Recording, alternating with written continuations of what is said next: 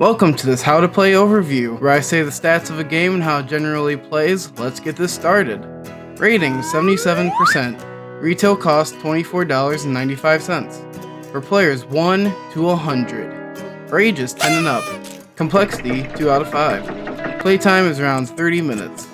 Mechanics include roll and write and pattern building. This is all the contents for Welcome to. The rulebook is 12 pages long, and also not hard to follow along. Setup is pretty simple. Each player takes a pen or pencil, a player sheet, and a player aid. You shuffle the city plans and draw and place 3 card stacks on the table. Shuffle the construction cards and make 3 stacks of 27 on the table with the house numbers up. Welcome to is played in turns. Each turn, the top card will flip up of each draw pile, showing the house number and a type of action that goes with it. Players can then choose one of the 3 options. The 3 options here are a 7 with the pool ability, a 9 with the landscaper ability, and 1 with the surveyor ability. Before I say all the abilities and what they do, you should know how house numbers and drawing them work. When you pick a combination, it gives an ability and a house number with it. You can write the number on any street, but there are a couple of rules to writing it down.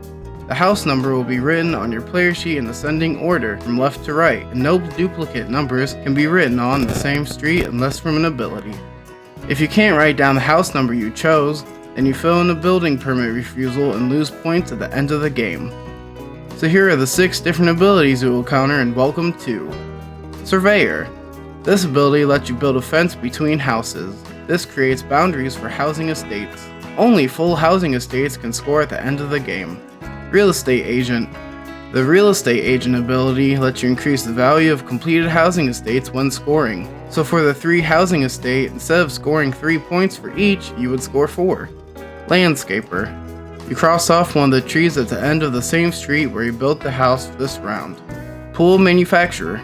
If you write the house number in a pool space this round, then you cross off the lowest number pool space in the pool column.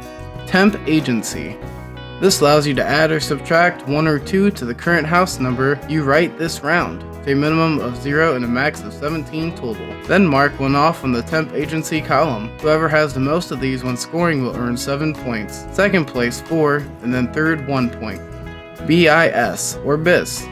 This lets you duplicate a house number on any street. It has to be adjacent to the house of the same number and can't be separated by a fence. Write the BIS on the house numbers so you know you used this effect and cross off 1 square on the BIS scoring section. City plans are goals that you can earn points. The first player to achieve them will get the bigger amount of points. Anyone else who achieves them later on will earn the smaller amount.